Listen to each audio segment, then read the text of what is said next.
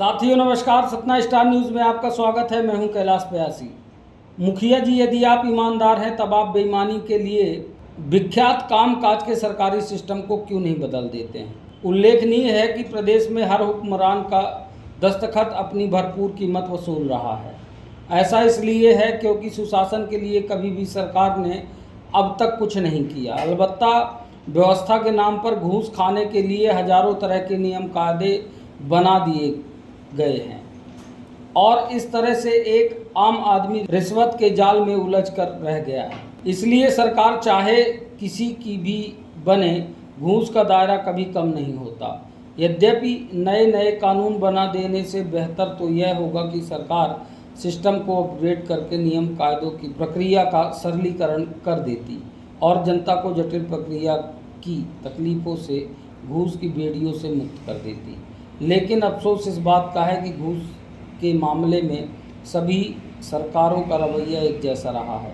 इसलिए मैं कहता हूं कि शिवराज हों या कमलनाथ अथवा मोहन, किसी की सेहत पर क्या फ़र्क पड़ता है। यह अलग बात है कि सरकार बदल जाने के बाद प्रशासनिक अमले के कुछ लोगों की हैसियत ज़रूर बदल जाती है। सरकारी भाषा में इसे प्रशासनिक सर्जरी कहते हैं। हालांकि यह एक ऐसी वाहियात सर्जरी है जिससे जनता को किसी भी प्रकार की राहत नहीं मिलती, क्योंकि कभी भी किसी भी सरकार में पुराने राजस्व अधिकारी की जगह नए राजस्व अधिकारी या फिर दर्जनों थानेदार यहाँ से वहाँ भेज दिए जाएं, इससे क्या फ़र्क पड़ता है।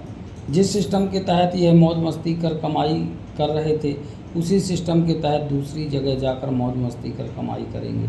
जाहिर है कि आरटीओ साहब को किसी भी ज़िले में रख दीजिए, इससे उनकी सेहत पर कोई असर नहीं पड़ेगा, क्योंकि जब तक राज्य में अधिकारियों के पास अनुमति का विशेषाधिकार रहेगा, वह उनका हर दस्तखत में अपनी कीमत वसूलते रहेंगे।